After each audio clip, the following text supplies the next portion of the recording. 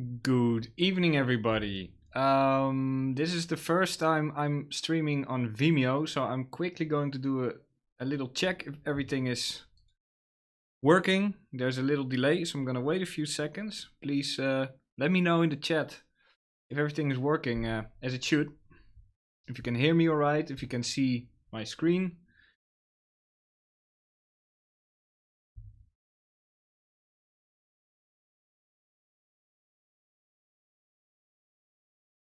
All right. The first replies are coming in. All right, great. Nice. Okay, so then that's all working then. All right. So let's move on to tonight's contenders live stream. I reckon it is quite a interesting moment because Bitcoin is doing its thing. It's reaching key levels, and as you all know, swing failure patterns are kind of a very important subject, especially in these kind of scenarios. So I would say if you're not in a trade, or leave the charts alone, because what I'm about to go over in the coming, let's say, 40 minutes or so, will be so much more valuable than right now trying to take this specific trade off of the weekly that we're currently at.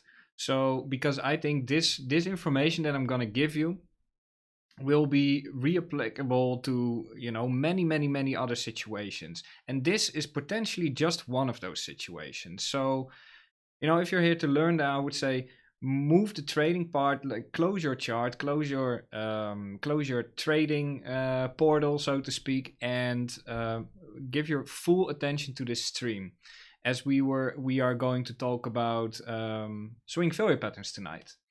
So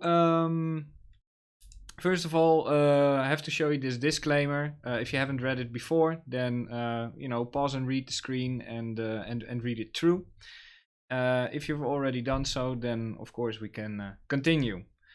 So today we will be covering swing failure patterns. With us now moving away from YouTube streams and into Vimeo, the original stream that we did on swing failure patterns will, after this stream, will be removed from YouTube and replaced with this one.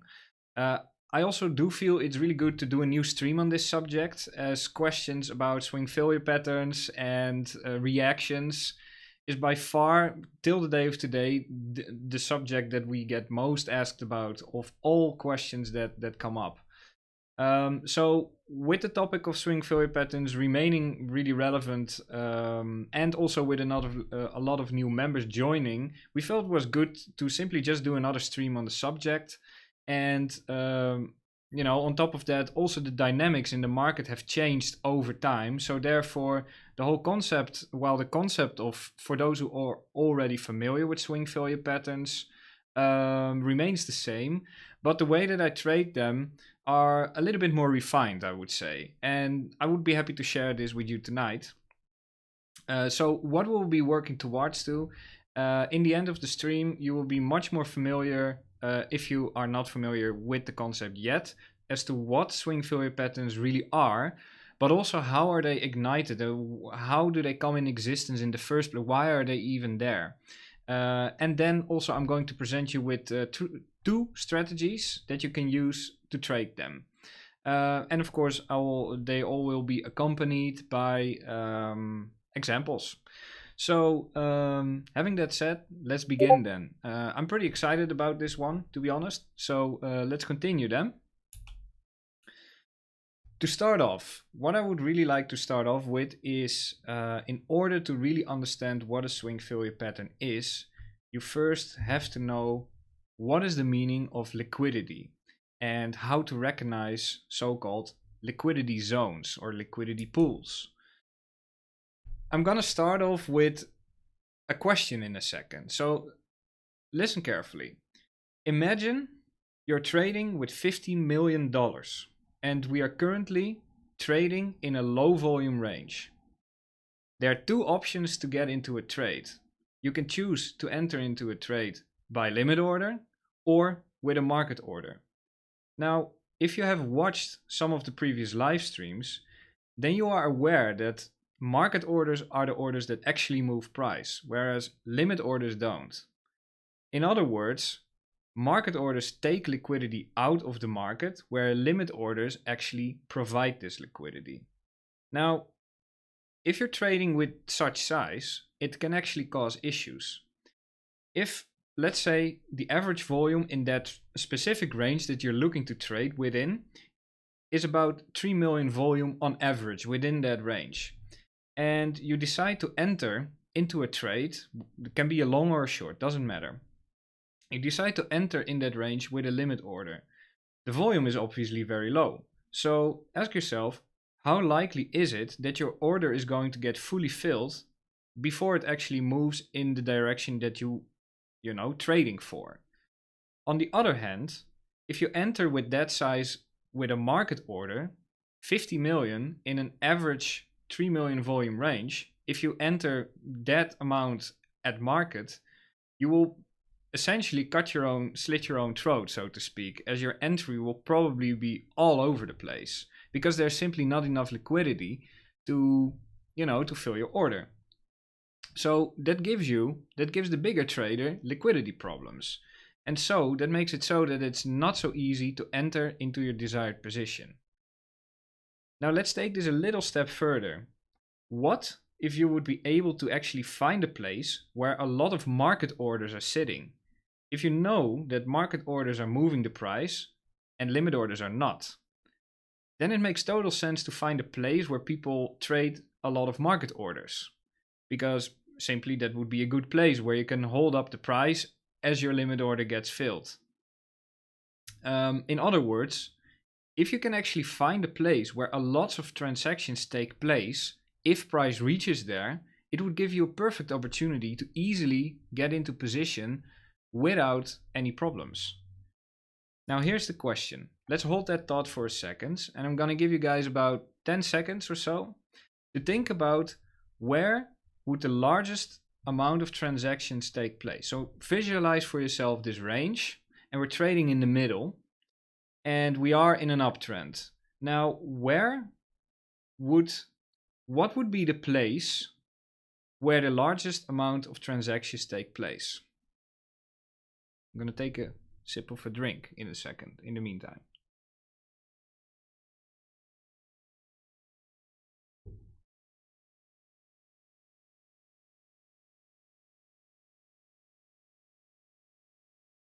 So now that you have probably given it a little bit of thought, the correct answer is stop losses. Most people have their stop losses set as a market order, so naturally that is the place where you can actually grab this liquidity and get your position filled. These are great places because the point is, people feel very safe to place their stop losses on a place that is also backed up by technical analysis or the structure of the price, so to speak. Usually this is below a significant high or low point in price. Now let's look at a little example of this. Let's look at this uptrend. This is taken from a few days ago, from a few days ago. And here you can see that we have bullish market structure with two consolidation area. One that is downward sloping or sideways, depending on how you look at it, and one that is more upward sloping. Whenever price consolidates, it is basically an area where everybody is figuring out where price should go next. That's the whole point of price consolidating. It's kind of like a decision-making area. People are not necessarily very bullish. People are not necessarily very bearish, and they're working out where price should go next. In this case, it's obviously up. So naturally, whenever price returns to one of these areas, you can ask yourself, wait a second, if everybody just agreed on the fact that price should go higher, how come we're getting back into this decision-making area? Didn't we already decide?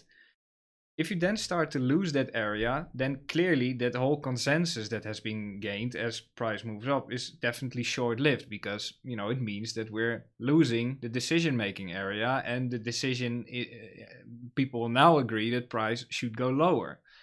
So this reason, this is why consolidation areas provide very good support or resistance areas. And of course, that depends on the direction of the trend, whether that's support or resistance. In an uptrend, they offer support, and obviously in a downtrend, they offer resistance. So therefore, it makes a lot of sense, and it is also not wrong to place your stop loss just below this consolidation area, for example. Now, obviously, a lot of people know this, especially bigger traders. So that is naturally where a lot of stop losses are, and naturally those are good places to get bigger orders filled. And that brings us to the concept of swing failure patterns. So swing failure patterns are essentially attempts to swing below a significant low or a high, but actually failing to do so and instead closing back above the previous low to resume or reverse a trend, or giving an opportunity to trade a bounce. So there's multiple ways what you can look for. Swing failure patterns are also called stop hunts, or in other words, liquidity grabs. And this is really the reason how bigger traders are able to actually fill their positions without posing much problems. Naturally, you want to trade with the big traders rather than against them. So these are really great places to actually look for a trade if you know what to look for, because breaching a low doesn't necessarily mean it's going to be a swing failure pattern. Having that said, swing failure patterns do occur on all time frames, although the higher the time frame and the more significant the key level is, it is more likely that the effect is going to be bigger. So ultimately, context is just super important. Not every swing failure pattern reverses a trend entirely, for example. If you're looking for a swing failure pattern on a 5-minute time frame, sometimes it does reverse an entire trend. But in terms of if you're trading throughout the day, these swing failure patterns occur time and time again. And they do not necessarily always reverse a trend entirely. But they do give you nice day and scalp trades. Having that said, you should also always find confluences from other technical analysis. Swing failure patterns can either trade into a short-term retracement or a complete reversal. So those are typically the two ways that swing failure patterns play out. So at first, maybe it swing failures something, then it actually initiates a retracement, but then it maintains the current market structure. And then in terms of if you imagine a bullish trend, you have a high and then a little bit of a range, then it swing failures that, then it retraces into a higher low only to continue the trend. That is one way how swing failure patterns more recently tend to play out. But in other scenarios, it literally reverses an entire trend. It can also be a macro trend. So how does a swing failure pattern really look like? Let's look at an example. And because I really love altcoins, I've picked an altcoin as the first example. This is Icon from about a year ago. So this is rather an old chart, but I think this is a really great example. Because here you can see this was the low point in price. Then we got a bounce over there, which came off of the CC. So that was confluence amongst other levels. But for clarity's sake, I've removed all of that.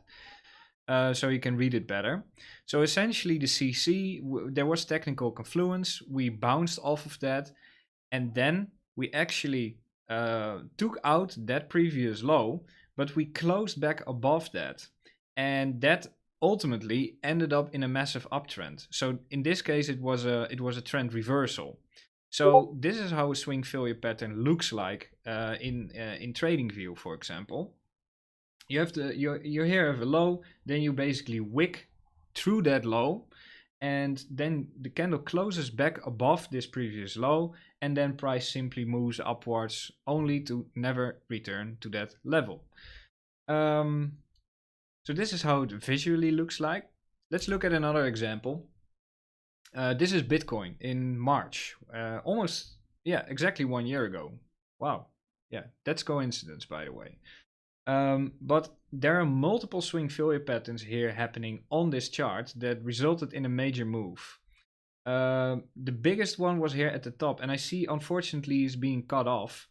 But this was the literally the high of the entire move before we had the Corona situation going on. Although this was the Corona situation, and here it was not really an issue just yet. But the chart said the chart at that time was already giving bearish signs. So in that sense, this large drop that ultimately happened was in the charts already, and in my opinion, not based on news.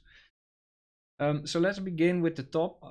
I feel a little bit bad that I cut it off. But basically what happened over here is here was a high, then you had a little drop. So actually you had a swing failure pattern at first. You had a retracement, then you had a swing failure pattern of that particular high, and that is really signaled the end of the trend. You basically closed all the way back down here. You ranged on for a little while, and you dropped, swing failuring all these lows over here. You bounced, you ranged, you swing failured this high, you had a drop in price, you swing failured this high, then you had a bounce again, you ranged here for a little bit. This didn't swing failure at the point, but then you had the drop, which actually gave you the initial change, high term time frame change in market structure. So from this point on, at least I was looking to short. So what happened over there? Another swing failure pattern over here, which gave us a bounce into the CC. If you pull it from here to here, that was the CC. Then we kind of ranged on for a few days, only to swing failure again, and that is really when the big drop started. So you can see how often these swing failure patterns happen a lot of the times. Now, having that said, when BitMEX was still a thing, they happened much more often and on a larger scale. Now they also still happen a lot, although they don't really, signal a total trend reversal so much anymore. They do happen, but they're more rare. So just to illustrate how often swing failure patterns happen, and maybe also that helps you with dealing with maybe the current situation. At the moment, I don't really know what Bitcoin is doing because I'm giving the stream. But just before the stream, I was looking at a potential swing failure pattern. That would be really great if that was actually happening. But this also signals the fact that they're gonna happen time and time again. So if you miss one, no problem. There's gonna be one tomorrow. There's gonna be one next week. There's gonna be one next year. So don't FOMO into it, in my opinion. With this in mind, they can actually be a really great opportunity to let a scalp trade turn into a swing trade. Another example that I have. So how do you do that then? I have an example of a trade that I took myself. This is taken from the BitMEX chart. On the Bybit chart, we did not have this swing failure pattern, but it, by looking at this chart, it did help me get into a trade. So this was a few days ago, and there was an increase in price over here, and we started ranging here at the top, which was also a resistance level. And we tried to trade, at least on BitMEX, above the range. And then ultimately, you can see that it took out this high, but it closed back here inside of this range. This gives you an entry. So that is how you can trade it. So this gives you an entry with a very easy invalidation, because if price now reaches back above this level, then it's simply not a swing failure pattern anymore. And thus, your trading idea is immediately invalidated. Then, as you are simply still, at that point, still ranging, a sensible take profit level would be the low of the range. Or if the range is a little bit bigger, you can also decide to take profit at the point of control of that range. And then if you actually start losing that range, you can either compound your trade or leave it running. And if you traded this as a swing failure pattern, then ultimately it would have given you a really, really, really amazing trade. It would have given you 4% as opposed to, less than a percent stop loss, which is really great trade. Now, this so-called swing trade did play out over the course of a few hours. But I do find this example very clear and precise as to how you can actually let something that starts as a scalp trade, simply trading a swing failure pattern and then continue trading the range, and then when it drops, it actually turns into a different style, I would say, different type of different category of trade. So, having that said, how do you trade a swing failure pattern as a beginner? The first thing that you want to wait for is for the price to take the high. And of course, if we're in a downtrend, you want to see this as you want it to take the low. Secondly, you're waiting for a candle close below the previous high and back within the local range. So very similar to this example, right? So you simply wait for price to take the high. You don't trade this just yet, but you simply wait until the candle closes at the very least below the previous swing.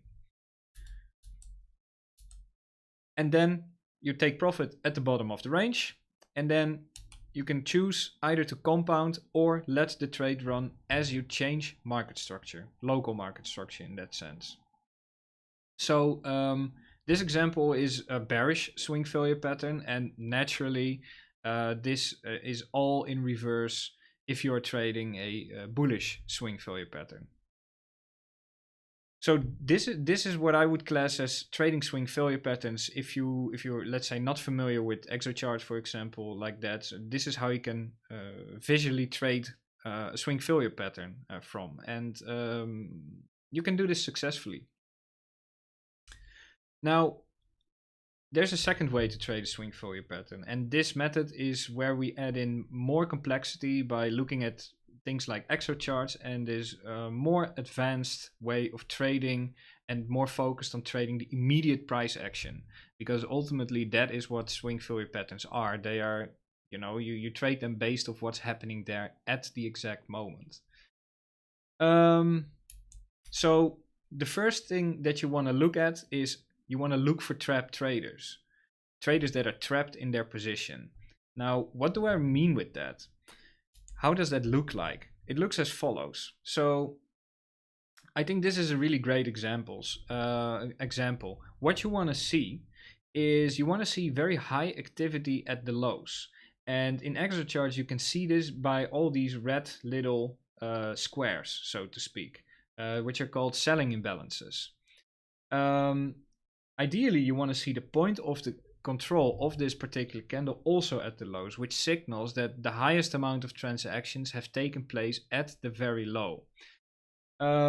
Additionally, what you also wanna look for is open interest.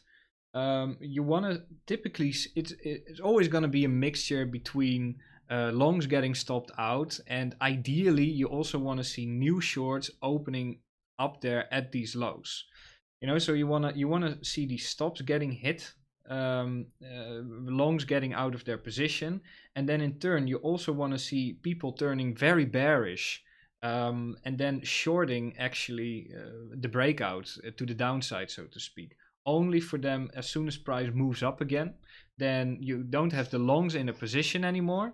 The trade is going in the direction that they originally wanted it, but now they're out of the trade, so they need to re-enter at some point higher up again. At the same time, everybody who shorted over here now is in a losing position, and this is, I would say, the perfect mixture what you're looking for. But this is only the first ingredient that you need if you're looking at a swing failure patterns. This is not necessarily a trading entry just yet. So typically that's what you want to see. Another thing that you also can, in this particular example, what you can see is compare the volume and the delta to each other. So here we had a drop in price. Here we had a decrease in open interest. And we had 86 million volume in that candle, of which 57 of that was negative. Now, on the second attempt of retaking that low again, you can see that it's happening on lower volume than on this attempt, and also the delta is less negative. So that also indicates that's like an extra confluence to show that selling is not as aggressive as it was in this low. So all these factors are now starting to make sense, hopefully, and that is the beginning of how a swing failure pattern can potentially play out. So that is the first step. The second step that you need to look for is next you want to see demand to show up. What do I mean with that? I basically mean instead of first you look for all these red little boxes, so to speak, selling imbalances, and then you want to see people buying that with market buys, and those translate into the green boxes. And again, you can see that also if the delta becomes positive and if the volume increases, etc., that shows demand. You also want to see an increase in open interest. In other words, you want to see new longs opening. You want to make sure that when you do see these buying imbalances, they don't necessarily always represent new longs opening. They can also be shorts getting stopped out instead. So you want to make sure that you also pay attention to the open interest, as you want to see new longs opening up over here. And that effectively traps all these traders, because now everybody who sold here is now being trapped by people who are literally longing here at the low, and obviously they're gonna defend this level because they don't want to lose their trade either. And then of course higher up there's always gonna be also a mixture of shorts getting stopped out and new longs. For example, FOMOing in, and then you have the potential of a swing failure pattern to the other side of the coin. So it's kind of like a circle. It happens all the time. The third one, I also had this one. This is a really clear example that show that buying imbalances. There's a lot of buying imbalances coming in here, and you can clearly see this is an image where I subdivided not only the open interest, but you can see the longs versus the shorts, and you can clearly see that at this point longs are actually opening and shorts are closing at the same time, and that is what generates all these buying imbalances. So you can clearly see that it's a mixture of two different things. So you see new longs opening, and you see shorts getting squeezed out of their positions as well, which ultimately fuels the rise even further. Because if you think about it, then if you are in a short and or let's say if you're in a long and you get stopped out at first, and then you see price moving up into your preferred direction, what do? You want to get back in, right? And that is the moment when people are FOMOing in essentially, or market buying in order to also participate in the move. And as I said in the beginning, it is these market orders that actually move the price. So the more people get stopped out, and then if initial demand, so you always have a couple of first buyers and then the rest joins in. If that happens, then it literally provides so much fuel for a further rise in price. And that is why swing failure patterns are one of the, I would say, most powerful price action patterns. I suppose you can class it like that. That's out there. So step 1, look for trapped traders. Step 2, look for demand to show up. And then the last step, look for a change in market structure. And this is really, really important. And I'll get back to that in a second. This is market structure. So this is basically the situation that I was just showing in extra charts. So this is actually what happened over here, which was at the lows a few days ago. This is on an hourly time frame.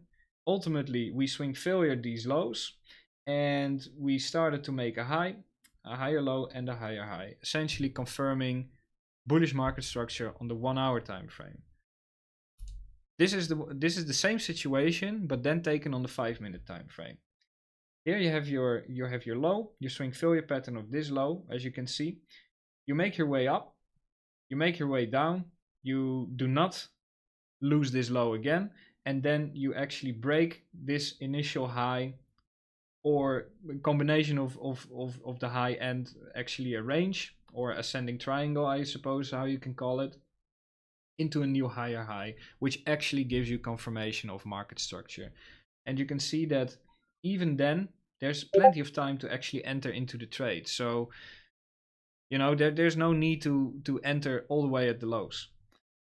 And that's especially if you're still practicing on how to trade swing failure patterns. I would say the lower the time frame you're actually looking for this change in market structure, the more risky your trade is, because a change of 5-minute market structure doesn't necessarily mean that the whole trend is gonna reverse.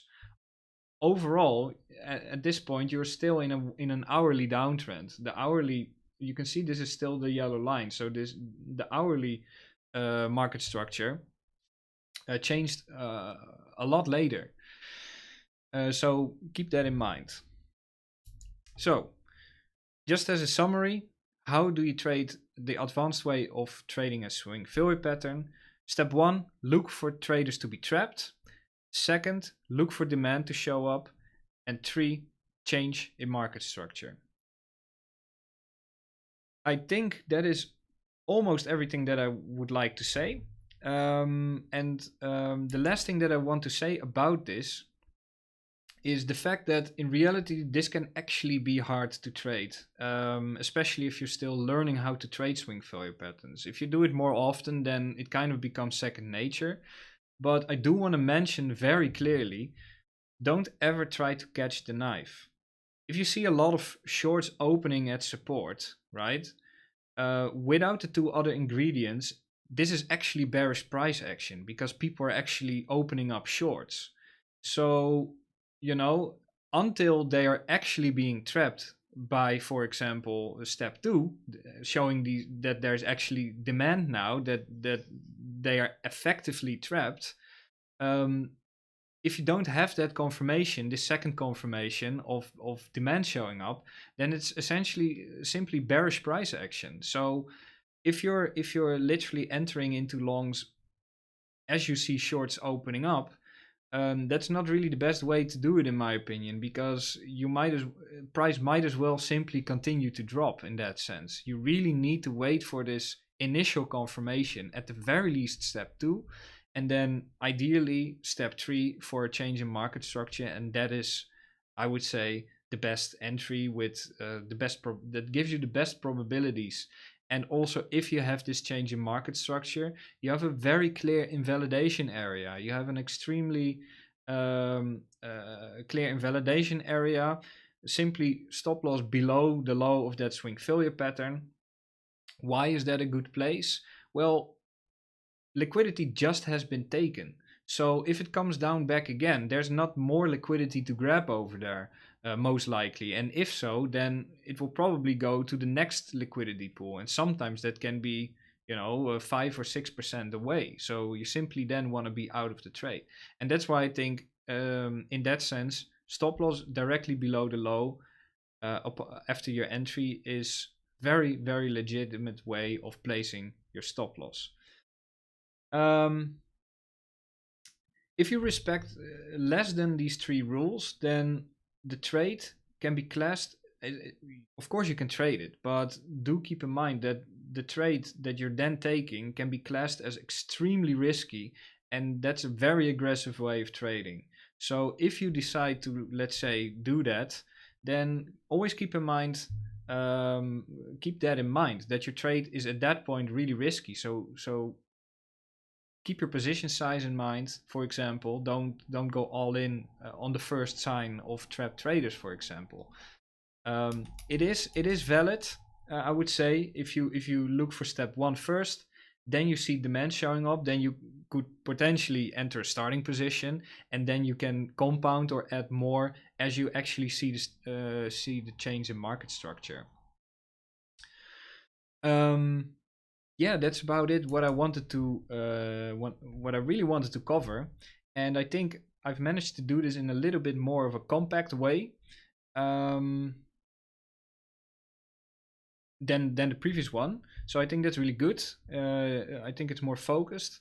Actually, now that we have a little bit of time extra, I kind of wanna see what's happening on Bitcoin. So let's take a look at Bitcoin, shall we? If we actually swing failure that high. For that, I need to quickly change my screen. There we go. So, what is happening here at the moment? Let's go over the chart for a second, over what's happening here. So, I think you could class this more or less as a little swing failure pattern. Let's analyze it a bit, shall we? So, what happened over here? Obviously, we are in overall in bullish market structure, and so based off of here, even from here, you can say you have here your high, a little consolidation area, higher high, little consolidation area, higher high, into the weekly resistance level. First hit, little rejection. Second hit, swing failure pattern. And it would be really amazing if it's actually going to play out live on stream, because that would obviously be the best example. So let's take a look at what's happening over here. At the moment, you could class this as a swing failure pattern of this high. So let's take a look at what happened over here, right? Let's keep in mind these 3 steps of the 3 steps that you're looking for. At the moment, market structure is bullish, so that's against us. At the same time, we know that there's resistance at the moment. We swing filled this high as we literally took out the high and then closed below this high. So this is how it looks on TradingView. Now let's move over to Exo charts and actually let's see what has happened over here. You can already see that there's a lot of point of controls here at the top of these candles, right? And if you look a little bit more in detail, you can see that these are quite large numbers, and it looks like it is a mixture of longs and shorts. It's a little bit difficult to see in hindsight, so I'm going to switch over to another template really quickly to see what happened there exactly. If those were actually longs or shorts opening. So it essentially was a short squeeze with actual longs opening at the very top twice. So at this top, longs opening, here also longs opening. So you could say that essentially longs are being trapped over here. So that's good to know. So these are not only shorts being stopped out, they're also actual new longs opening with actually, wow, about 10 million here in this candle at the top, and a little bit less in the next candle. And you also saw some actual selling coming in, and ultimately we closed below this previous high, which makes it so that let me see what is going on here. Essentially basically getting back into the range. If you look at it, just to make it a little bit more easily readable, I'm putting it on the 1 minute chart. You could class this as a little range going on over here, right? So you could say that this was more or less of a range, so to speak. Oh.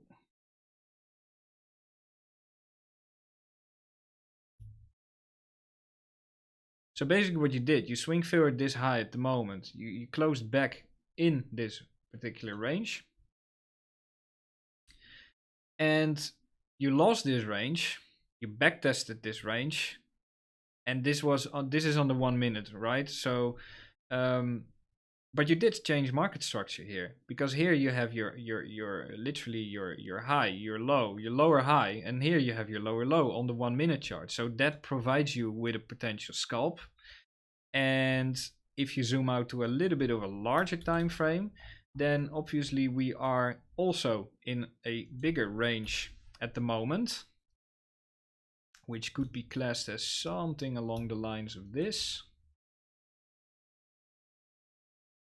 Yeah, I think this looks okay at the moment.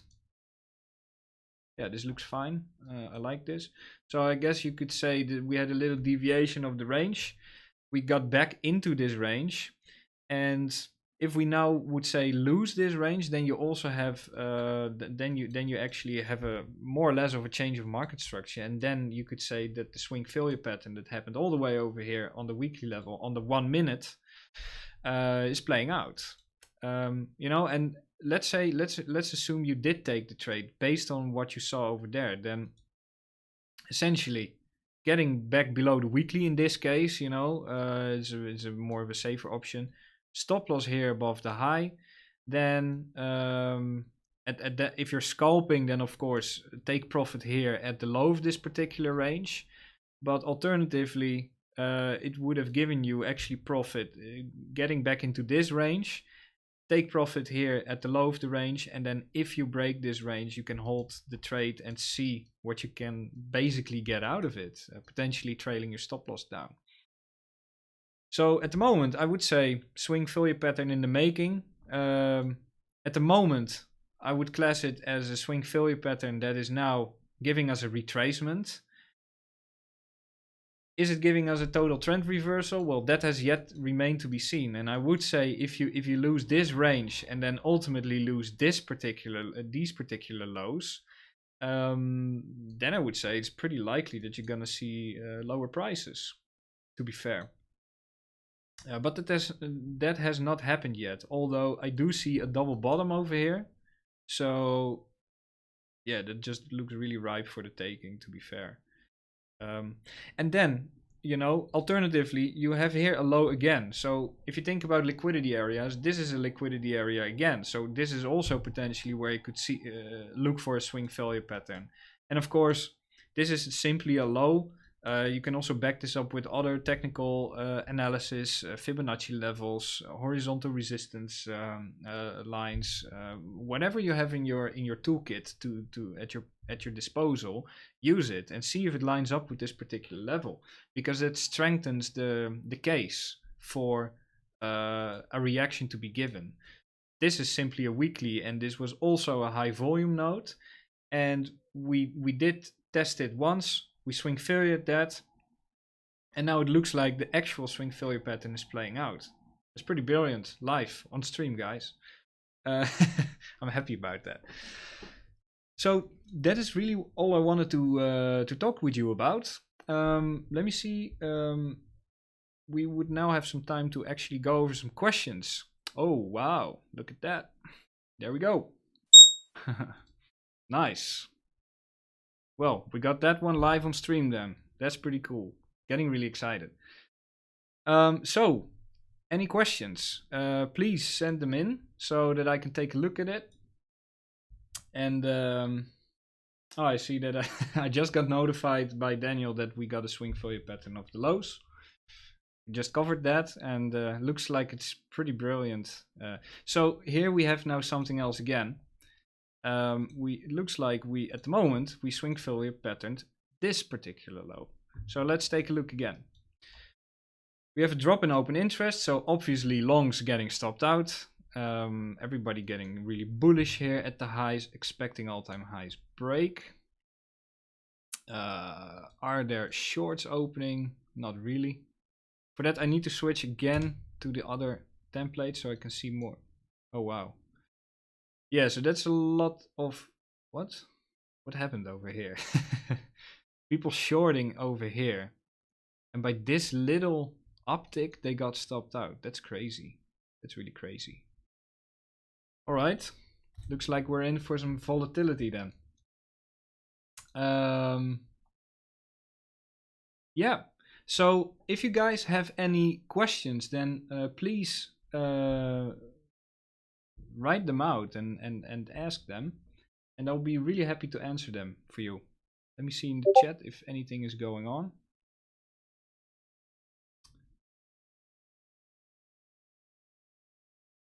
Trying to find, oh, I have the chat literally in front of me.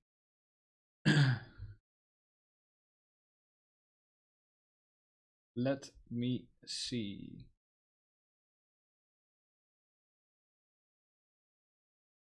I don't really see any questions coming in at the moment, so I will simply wait a second and I will keep on monitoring the price action at the moment for a little bit. It looks like currently we are swing failuring the lows, but the problem here that I see is I don't really see any buying imbalances coming in right as of yet. You know, it can still happen. So this is, for example, a good example where you do now have you know, you do have a lot of selling imbalances at the moment. Ideally, I would love these to actually be new shorts opening, which is at the moment not really the case yet. So that actually makes me think we can drop a little bit more. What gives me more reasoning for that? Well, simply the fact that I don't really see any big buys coming in right now, right? So I do see potential of ingredient number 1, but at the moment I do not see anything of ingredient number 2 just yet. So that is why I would not necessarily trade this into a long right away. And yeah, quite a lot of volume coming in. Let's see how this progresses. I see some questions have come in. Let's go for it.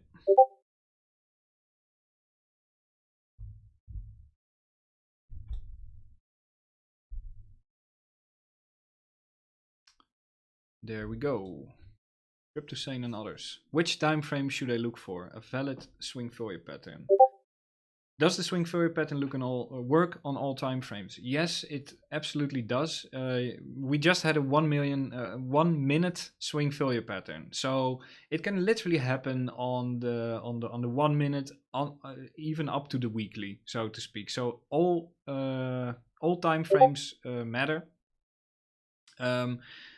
Yeah, that's actually a good question. So the way that you can see what time frame this was actually happening on, there's probably multiple ways of doing it. So this is the Bybit chart, and on BitMEX this was actually a swing failure pattern. It looks like this was a double top over here.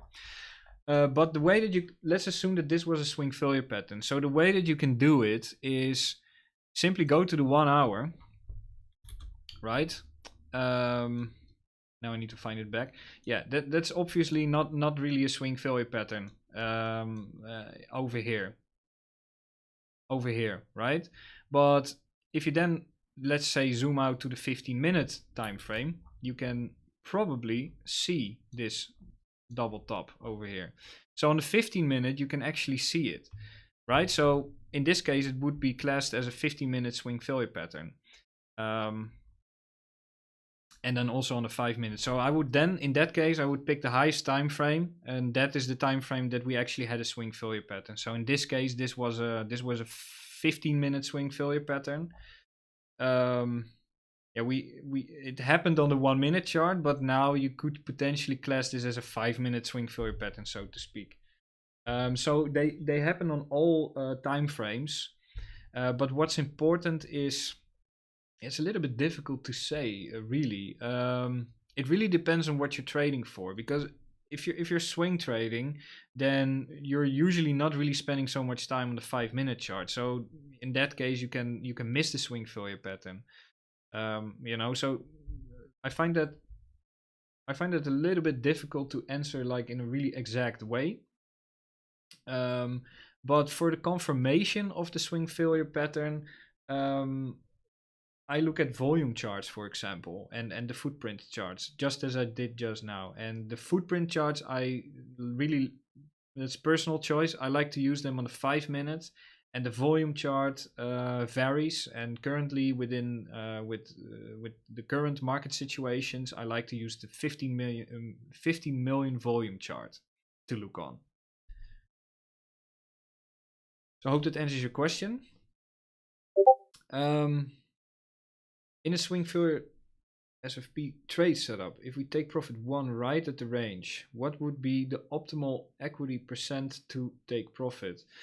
Yeah, so that's a really good question. The thing is that swing failure patterns you trade those in the moment. So when you're talking about position sizing, I have like pretty much a set position size that I simply enter the trade with, because as you can see, the swing failure, this one happened literally on the 1 minute. I don't have time to to take my notepad and write down how much risk I should take and what my position size would be. So in that time, I would have missed the trade. So what I do, I work out my position size beforehand, specifically for these kind of situations, and then if I look for a swing failure pattern, I literally already have my my order in the book, or not in the book, but I have it filled in the input field in the exchange that I'm trading on. And then when the entry trigger is given, and I do trade step 2. So I don't always wait for market structure confirmation. I never trade a swing failure pattern simply just off of step 1. Step 2 is the minimal requirement, and that typically gives me an initial entry, and then I add more as we actually start to break market structure. So in this case, that would be trading. I actually am in a short. I took it before the stream, not from the swing failure pattern, but I took it off of simply because it's the last resistance, and I thought, why not? So so I took a short, and I'm still in it. And the way that I traded it is initial starting position, because after all, we are in an uptrend. We are reaching all-time highs. So it's a risky trade. It's a very risky trade. And I'm aware of that. So I'm not going to go, let's say, all in on this particular trade. But at the very least, I have some skin in the game. And as we now maybe change market structure, I now have time to actually get a really nice average entry by, for example, compounding. So that is the way how I look at it currently. So to really answer your question, what's the optimal equity percent to take profit? I would say, typically it should be a 2-to-1 risk to reward ratio, and your first take profit, there's no harm in just taking profits very quickly, I would say. If you're early into this swing failure pattern, then your stop loss is so extremely close that ratio wise, it's a very very nice trade already to begin with. Next question. In the trap traders example, they're at the lows. On the second move down, could you explain a little why less volume and negative delta is what we want to see there? Well, it signifies that that the selling pressure is clearly less strong than the previous attempt. So that shows weakness in the move. If you're looking at this as a strong directional move to the downside, you want to see strength in the move as you take each low, right? Because that gives more sentiment towards the downside. If you see increasing in volume and the delta is going to be higher, then I'm going to be a little bit more hesitant into actually trading this as a swing failure pattern, because then typically what I would expect is to drop a little bit lower, or a lot lower. That really depends on the situation. So less volume already means that that the strength is getting out of this move. And then also, if you see less negative delta, it's essentially the same thing as volume. It's just basically selling drying up, which makes a really nice case to start looking for a long upon confirmation of these 3 ingredients. What tick size are you using in EXO to see swing failure pattern in real time? Good question. I don't really know. I have it on tick 10. So this is just my standard setting. I just put it on like this ages ago. And one thing I will say, if it's really difficult to read in the moment, for example, if there's a lot of things going on in here, I like to simplify my charts all the time. So what you can do then is, for example, go to the 15 or 30 minutes, right? If you really want to see what happened exactly at this high. And here I have it automatically set on tick 100, which basically groups this entire piece of price action together. And now I can clearly see like what happened really here at the high, how much sells, how much buys in total happened over there. So those are the 2 ways that I look at it. And yeah, 5 minutes doesn't make sense to have that on tick 100, because yeah, it basically merges all these price things together. So for me, it doesn't make sense to have it too high. So I like 10.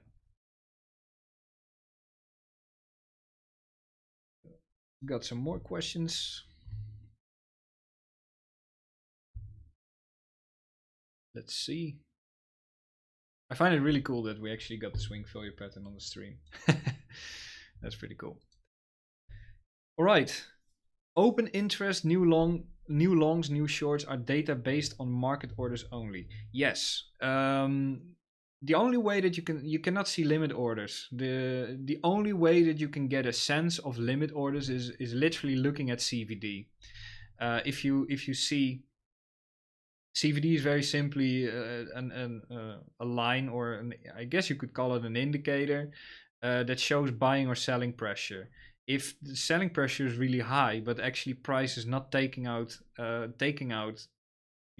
low, then it's very clear that a lot of people are just markets selling. The pressure is really high, but there must then be someone or some couple of people holding price up. So that is, I would say, the only way that you can really see limit orders. Another way that you can potentially see it is looking at the order book, but that kind of goes beyond the scope of what this stream is covering tonight. How do you know the difference between a swing failure pattern and a flag or a pullback? I think, yeah. So I think you're referring it as a retracement or a reversal. At least that's how I read your question. You don't initially, and that's why you take profit. That's why you take profit aggressively at first, and then as you actually change the market structure, that is the moment when you can say, this is gonna be a reversal at the very least of the short term or the midterm trend. But initially, if you enter into a swing failure pattern, there's no way of telling if this is gonna be if this is gonna result in a in just a little retracement into a higher low while maintaining market structure, or if this is gonna have a larger effect. That's impossible to say as it's happening. Well, one thing I will add, though, of course, if you see extremely high activity at these key levels, then the moment that you're, let's say, we would have had way more buys up there, then that also amplifies. It is likely to amplify the effect of the swing failure pattern, right? So the more volume there is at these highs, the larger the effect typically is. Doesn't have to be, but I think that's a good guideline. Um, does open interest influence the strength? And yes, so I literally just answered that. Yes, I think it does. It doesn't have to, but generally it does, because let's say you have 30 million longs opening at the high, then obviously once price returns to that level, they're gonna try to close out. So that that is also a way of how you can gauge how strong the resistance is. Yes. How would a whale go about setting up for a swing failure? Place a limit order ahead of time and then get the price to change with a big market order? Yes, it could be a way. I don't really want to go too much into detail on that, because that's like very personal, I would say. But that is one way how you could do it. Yeah.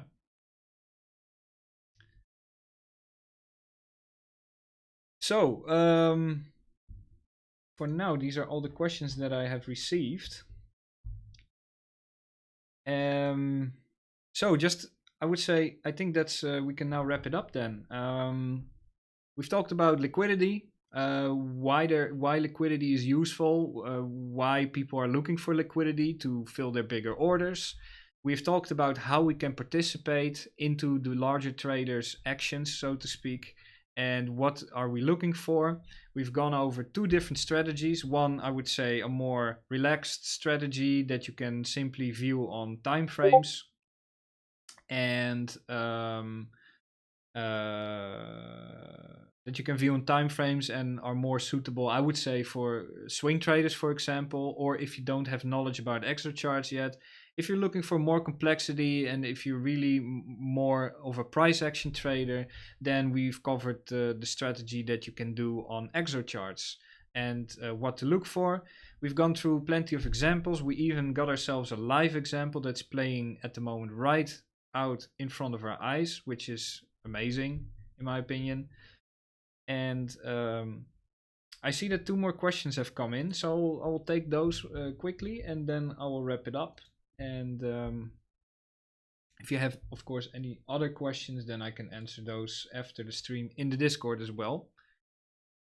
So 2 more questions left. Can you explain what you look for on the scalp template for a swing failure pattern? So yeah, that's not necessarily really tied into the swing failure pattern exactly. The problem that I have sometimes with these are footprint charts, and I use these to look at the exact orders that are coming in, for example, and I like to use these on time frames. Yeah, just personal preference, but sometimes, because let's say this all happened fairly quickly. So, and I'm having this on 1 minute or 5 minute. This is a 5-minute candle, and I see that open interest dropped over here, like was here at the high. So that makes it sometimes, especially in hindsight, a little bit difficult to see exactly what has happened now over here as we went along. So that is when I like to switch over to any kind of volume chart to see actually what happened there exactly at the moment. And now it suddenly becomes much more clear that where in the other one, so here I see simply a drop in open interest, but here I have much more detailed information as to what happened prior to that, because what I can say now is as we dropped here in price, shorts were opening, and then we had a little reaction, and then yeah, I don't know, a really big short got liquidated over here, and that's what happened, and that's where the drop in open interest comes from. But prior to that, there were actually shorts opening. So I think that's what's important. That's what I look for, just to get a little bit more detail and as to what exactly happened at that time. Because once the candles are closed, it's really useful if you're looking this live in the moment, because then you can just literally see it going up and down. But now this candle has already closed, so it's a little bit difficult to really judge in detail what really happened over there. So that's the way how what I like. I like to just have additional information. Would you compound the swing failure pattern if we lose the range and retest the range bottom as resistance? Yes, I would. Yeah. Also, because I'm actually looking for a swing trade. I'm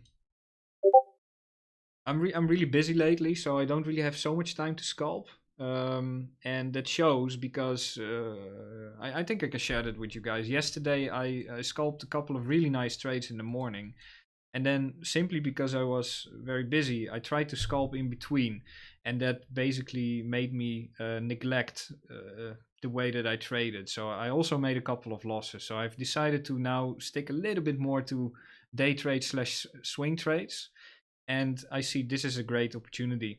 I'm now obviously in pretty good profits at the moment. I haven't taken profit yet. I will after the stream ends. And yeah, if we really start dropping down, I will probably look to compound it really into a swing trade. But as of now, it's still unconfirmed. So, but I'll keep you posted.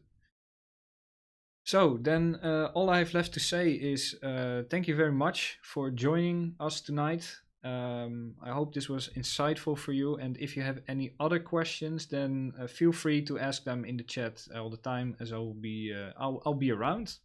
So thank you, have a really great evening, and goodbye. Cheers.